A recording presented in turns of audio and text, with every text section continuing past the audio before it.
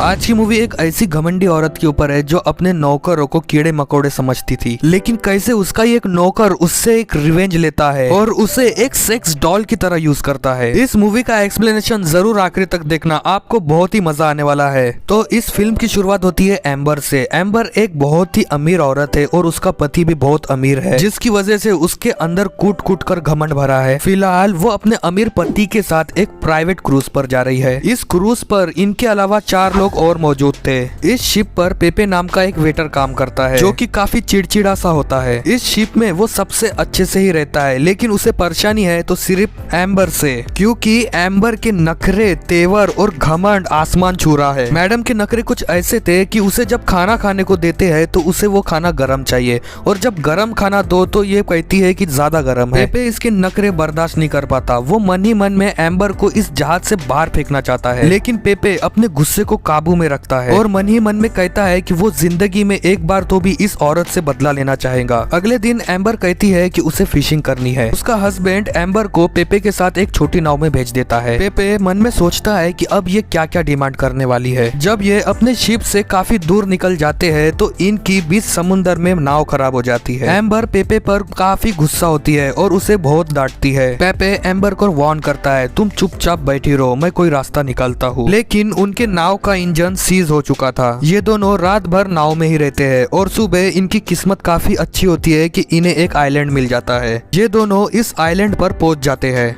अब जब तक इन्हें बचाने के लिए यहाँ कोई नहीं आता, इन दोनों को यही रहना होगा। पेपे को इस सिचुएशन में रहने की आदत है, लेकिन एम्बर को नहीं है। पेपे अकेला ही फिश पकड़ता है, उसे पकाता है और खा जाता है। एम्बर भी उसे थोड़ी सी फिश मांगती है, लेकिन पेपे उसे देने से इनकार कर देता है और ताना मार के ये कहता है कि मैडम ये फिश तो ज्यादा गर्म नहीं है। एम्बर इस फिश के लिए जितना चाहे उतना पैसे देने के लिए तैयार है, लेकिन पेपे उसे कह देता है कि मैडम यहाँ आपके पैसे नहीं चलेंगे। एम्बर उससे जिद करने लगती है तो पेपे उसे 2-3 चमाट मार देता है और कहता है यहाँ इस जगह पर मैं तुम्हारा बॉस हूँ और तुम मेरी नौकरानी, जो मैं कहूँगा वो तुम्हें करना पड़ेगा, तब शायद मैं तुम्हें खाना देने का सोचूंगा। पेपे ने अपने लिए एक छोटा सा घर बनाया है, लेकिन एम्बर भी उस घर में उसके साथ रहना चाहती है, लेकिन पेपे को तो उससे बदला लेना है, तो वो उसे उसके घर में नहीं आने देता। एम्बर रात भर भूखे प्यासे उसी घर के सामने लेटी होती है। अगले दिन पेपे उठता है और एम्बर को जगा कर कहता है कि अब से तुम मुझे मास्टर कहोगी। फिर पेपे उसे मछली पकड़ना सिखाता है, आग जलाना सिखाता है ताकि उसे मछलियां ना पकड़ना पड़े, और वो एम्बर से ही सारे काम कराता है। अब पेपे हर चीज एम्बर से कराने लगा, यहाँ तक कि वो अपने हाथ पैर भी दबाने को कहता है।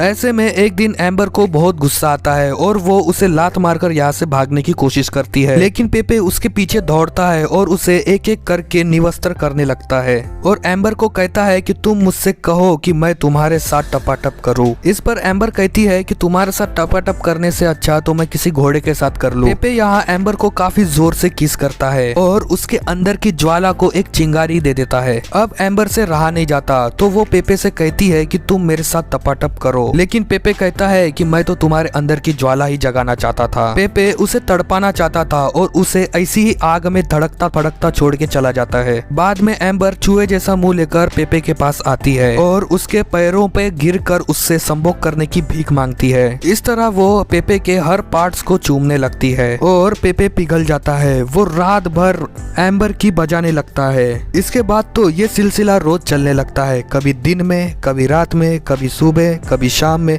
कभी आगे से, कभी पीछे से। पेपे हर तरह से एम्बर का इस्तेमाल करने लगता है और एम्बर को भी यही चाहिए था। इस तरह इनको यहाँ पर काफी समय बीत जाता है। एक दिन एम्बर का पति इस आइलैंड पर पहुंचता है एक लग्जरी याक लेकर। एम्बर पेपे से कहती है कि मुझे ये आइलैंड अभी अच्छा लगने लगा है और तुम्हारे साथ रहना भी अच्छा लगने लगा है, तो वो अभी उस जगह नहीं जाना चाहती। पेपे कहता है कि तुम मुझसे प्यार करती हो तो तुम्हें यहाँ से चलना होगा, हम यहाँ ज्यादा दिन जिंदा नहीं रह सकते। एम्बर पेपे की बात मान जाती है और वो दोनों क्रूज पर चल जाते हैं। एम्बर का हस्बैंड उसकी वाइफ की जान बचाने के लिए उसे थैंक यू कहता है और बहुत सारे पैसे उसे ऑफर करता है, लेकिन पेपे ये सारे पैसे नहीं लेता। अब वो एम्बर से प्यार करने लगा है। एक दिन एम्बर और पेपे फोन पर बात कर रहे होते हैं और ये दोनों एक दूसरे से अपने प्यार का इजहार कर देते हैं। एम्बर पेपे से कहती है कि कल मैं अपने पति के साथ यहाँ से जा रही हूँ, तुम जो करने को कहोगे मैं वही करूंगी। पेपे ने एम्बर के लिए एक खत लिखा है जिसमें वो भागने की सारी डिटेल्स भर देता है। ये खत वो रिसेप्शनिस्ट को दे देता है और उससे कहता है कि ये खत उसे एम्बर को देना है। अगले दिन एम्बर का पति रिसेप्शन पर आता है और वो गलती से उस खत को देख लेता है।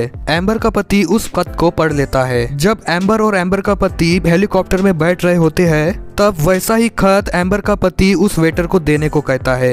एम्बर को लगता है कि ये एक टिप है। वेटर जब पैसों के साथ उस खत को देखता है तो वो उसमें लिखे हुए एड्रेस पर उसे पहुंचा देता है। पेपे इस खत को रिसीव करता है और इस खत के अंदर एक अंगूठी होती है जो पेपे ने ही एम्बर के लिए खरीदी थी। इससे पेपे को लगता है कि एम्बर उससे प्यार नहीं करती। उसे लगता है कि अब तक जो चल रहा था वो सब एक दिखावा था। यहाँ एम्बर को भी लगता है कि पेपे उससे प्यार नहीं करता, इसलिए वो उसे लेने नहीं आया। पेपे दौड़ता हुआ उस हेलीकॉप्टर के पास जाता है, लेकिन बहुत देर हो जाती है। एम्बर और उसका पति यहाँ से चले जाते हैं और इसी तरह किसी को किसी के प्यार के बारे में पता ही नहीं चला। इस सीन के बाद ये मूवी यही एंड हो जाती है। अगर आपको मेरा एक्सप्लेनेशन अच्छा लगता है तो प्लीज चैनल को सब्सक्राइब करना और बेल आइकन दबाना मत भूलना। मिलूंगा इस एक वीडियो के साथ। So till then bye bye.